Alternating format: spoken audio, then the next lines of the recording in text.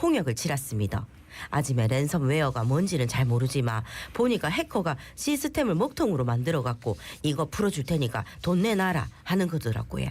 이 랜섬웨어가 전 세계적으로 증가하고 있고 특히 보안에 취약한 중소기업까지 노리고 있다는데 관련해가지고 전문가와 이야기 나눠보겠습니다. 네, 이중희 고려대 정보보호대학원 교수님 저희 스튜디오에 모셨습니다. 안녕하십니까? 안녕하십니까? 안녕하세요. 예, 반갑습니다. 이른 아침에 또 이렇게 스튜디오 와주셔서 감사합니다. 감사합니다.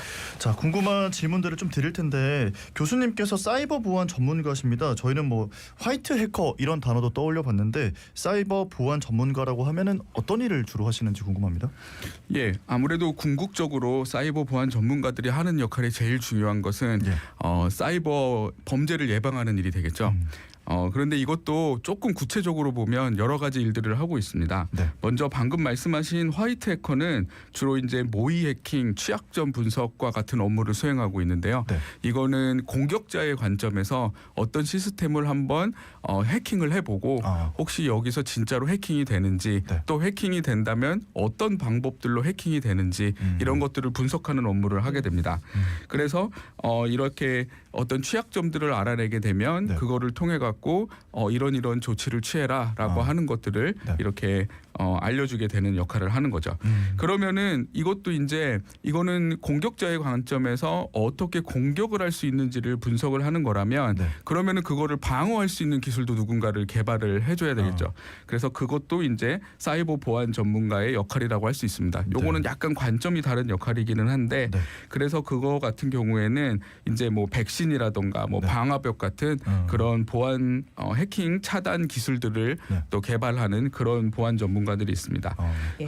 또 한 가지 말씀을 드리면 네. 이게 보통은 이제 기업에서 이 보안 담당자들이 있습니다. 그분들도 어떤 의미에서 보면은 보안 전문가들인데 네. 그분들이 주로 하시는 역할은 이 기술적인 것들을 담당을 한다기보다는 네. 어떤 제도적인 사람들이 따라야 하는 제도들 네. 그런 것들을 이제 수립하고 이게 잘 지켜지고 있는지 확인하고 이런 것들도 이제 사이버 보안 전문가의 역할이라고 볼 수가 있겠습니다. 네. 예. 자, 오늘 사이버 보안 전문가 교수님과 함께 이야기 나눠보겠습니다.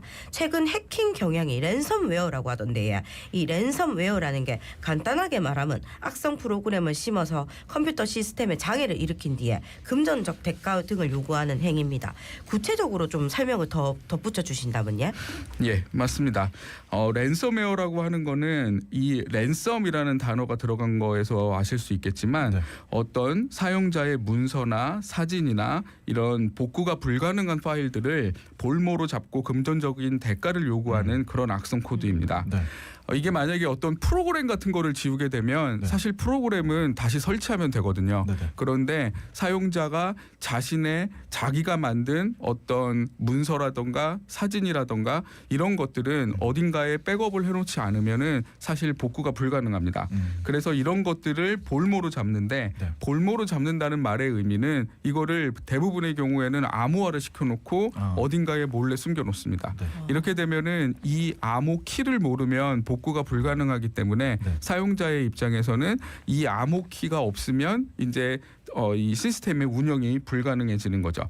그래서 어떤 회사나 기관에서 보통은 요즘은 다 웬만한 운영에 필요한 중요한 파일들은 다 이 전산화가 되어 있기 때문에 네. 만약에 이런 중요한 파일들이 없어지게 되면 회사나 기관의 운영 자체가 굉장히 지장을 많이 초래하게 됩니다. 네. 그래서 이 랜섬웨어들은 이제 그런 복구가 불가능한 파일들을 암호화를 해놓고 그 암호를 풀어줄 테니까 대가를 달라 이런 식으로 요구를 하는 거죠. 그러다 보니까 이 랜섬웨어는 공격자의 입장에서 봤을 때는 네. 직접적인 금전적 이득을 기대를 할 수가 있습니다.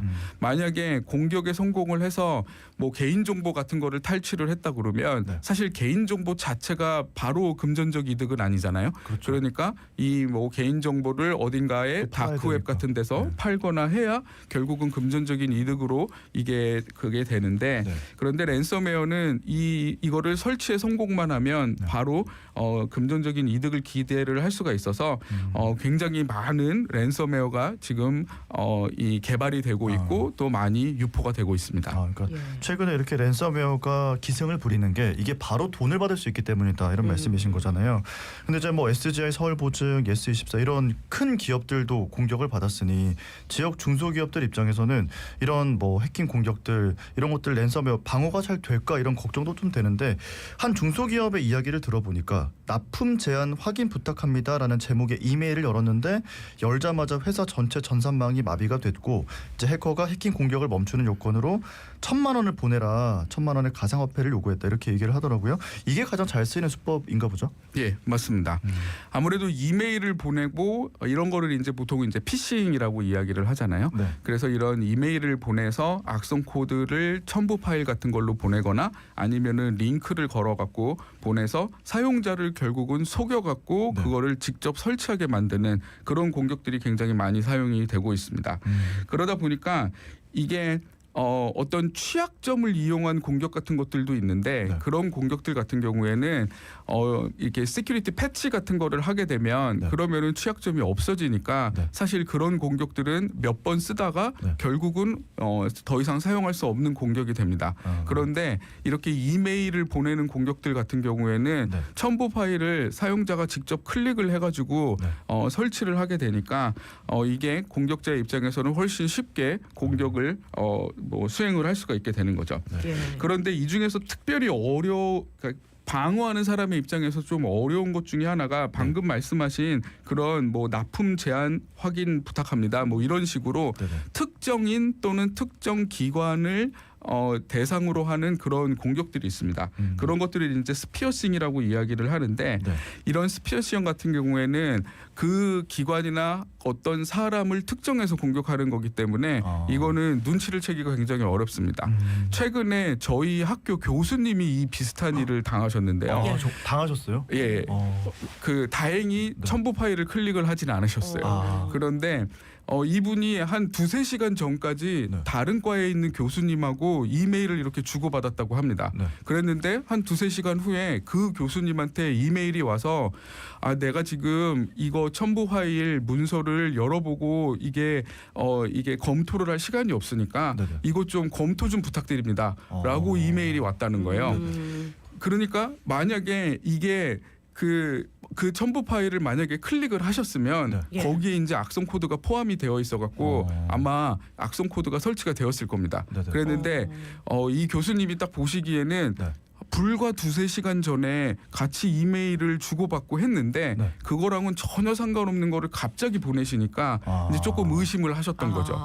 그래서 다행히 이게 피해를 막을 수가 있었는데 네. 이런 식으로 이게 이미 그 알려진 사람한테 나중에 알고 보니까 그 교수님의 이메일 계정이 해킹이 당했던 거더라고요. 그래서 이게 한 번 해킹을 당하면 그거를 통해서 또 다른 피해 2차, 3차로 확산이 되기 때문에 이렇게 해가지고 공격을 당하는 2차, 3차로 공격을 당하는 사람의 입장에서는 네. 이거를 판단하고 또 잘 대응하기가 그럼요. 사실 쉽지가 않습니다. 예. 근데 교수님 궁금한 게 그 첨부 파일이라는 게요. 뭐 예를 들어서 PDF 파일이나 뭐 한글 파일, 엑셀 파일 이렇게 보통 올 텐데 그러면 이렇게 악성 코드가 심겨 있는 것도 그런데 심겨 있는 거예요? 그런 경우도 있고 아닌 경우도 있습니다. 그러니까 그 첨부 파일에는 이름으로는 어떻게 뭐 문서 파일인 줄 알았는데 네네. 나중에 클릭하고 보니까 실행 파일인 경우도 있고요. 네네. 그런데 요즘은 또 뭐 엑셀이라든가 이런 데 보면 네. 매크로 기능이 있어서 네. 여기에도 실행 가능한 코드가 포함되어 있는 경우들이 있습니다. 그렇군요. 예. 그래서 이 해킹 피해를 받지 않으려고 보안이 중요할 것 같다는 생각이 드는데 일반인들이 생각하는 보안 백신 하면은 이 백신 프로그램을 떠올리게 되는데 백신 프로그램은 안 통하는 겁니까? 예, 백신 프로그램이라고 하는 거는 결국은 알려진 악성 코드의 특징을 찾아내서 네. 알려진 악성 코드가 있는지를 확인하는 프로그램입니다. 그러다 보니까 알려지지 않은 공격에 대해 갖고는 네. 완벽하게 차단이 불가능하고요. 그 다음에 백신을 한번 설치했다고 끝이 아니라 네. 새로운 악성 코드들이 계속 나오니까 그걸 지속적으로 업데이트를 해주셔야 됩니다. 그래서 이런 특징 때문에 네. 이제 물론 백신이 굉장히 효과적이긴 거긴 하지만 예. 지속적으로 유지 보수가 필요한 그런 그 프로그램이 되겠습니다. 그리고 방금 말씀드렸던 이런 피싱 같은 경우에는 예. 이게 사용자가 자기가 직접 클릭해가지고 설치를 하는 거기 때문에 네. 예. 이 백신이나 이런 프로그램의 입장에서 봤을 때는 이게 정말로 사용자가 원하는 건지 아니면은 피해를 당한 건지 이런 것들을 네. 기계가 구분하기는 어렵기 때문에 그런 한계점도 존재합니다. 아니 저는 아까 사실 그 같은 과 교수님 이야기 들으면서 이 이메일 계정도 비밀번호를 주기적으로 바꿔야겠다 이런 생각을 하기는 했는데 랜섬웨어 예방 방법 뭐 어떤 게 있습니까, 교수님? 네, 맞습니다. 사실 주기적으로 이 비밀번호를 바꾸는 것도 굉장히 중요한 예. 굉장히 효과적인 예방 방법 중에 하나입니다. 네. 저희가 몰라서 그렇지 다크웹 같은 데 들어가 보면 네. 거의 대부분의 사용자들의 패스워드는 이미 다 노출이 되어 있다고 하더라고요. 진짜요? 네, 저는 제가 직접 본 적이 없어서 모르겠지만 예. 어쨌든 그런 보고서가 있고요. 그러다 보니까 대부분의 사람들은 어느 웹사이트에 들어가든지 같은 패스워드와 같은 그쵸. 아이디를 쓰게 됩니다. 예. 왜냐하면 다 기억을 못 하잖아요. 그렇죠. 그리고 또 바꿔놓으면은 또 잊어버리게 되고 그런 어려움이 있기 때문에 네. 어쩔 수가 없기는 하지만 보통 그렇게 비밀번호를 바꾸라고 그렇게 네. 권장을 합니다. 그리고 랜섬웨어의 특정에서 말씀을 드리면 네. 랜섬웨어는 복구가 불가능한 파일들을 암호화를 해서 볼모로 잡고 금전적인 요구를 하는 거기 때문에 네. 이 복구가 불가능한 파일을 사실은 백업을 해놓게 되면 네. 그러면은 대응을 할 수가 있습니다. 예. 랜섬웨어에 감염이 됐다 하더라도 네. 어딘가에 백업해 놓은 거를 다시 복구를 하면 되는 거라서 이게 복구가 안 되니까 문제가 되는 거기 때문에 네. 랜섬웨어의 특정에서 말씀드리자면 백업을 해놓는 게 제일 쉬운 방법이라고 말씀을 드릴 수가 있겠습니다. 주기적으로 백업하고 비밀번호 주기적으로 좀 바꿔주고 이렇게 두 예. 가지 말씀해 주셨네요. 네. 오늘 말 나온 김에 비밀번호 바꿔야 되겠다 이런 생각이 아침에 드네요. 또 바꾸시고 비밀번호 까먹어가지고 또 막 못 찾고 그러시는 거 아니에요? 어디 적어놔야겠습니다. 예. 근데 만약에 랜섬웨어에 감염된다면 바로 할 수 있는 것들 뭐가 있을까, 예?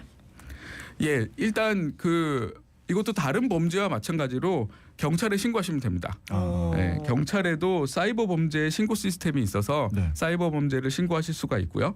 그 다음에 한국인터넷진흥원, 뭐 영어로 얘기하면 키사라고 보통은 부르고 있는데 네. 한국인터넷진흥원 그 사이트에 들어가 보시면 네. 거기서도 신고할 수 있는 방법이 있고 거기도 뭐 다양한 기능들을 제공을 합니다. 방금 말씀드린 내 패스워드가 어딘가 예. 다크웹에서 유통이 되고 있는 거 아닌가라는 걱정이 드시면 네. 여기 들어가서 확인해 보실 수가 있습니다. 네. 그리고 뭐 개인 정보가 혹시나 유출된 게 없는지 네. 이런 것들에 대해서도 확인해 보실 수가 있기 때문에 한국인터넷진흥원에 접속을 하신다던가 아니면은 뭐 경찰에 신고를 하신다던가 하시는 게 제일 쉬운 방법이라고 말씀드릴 수가 있겠습니다. 네.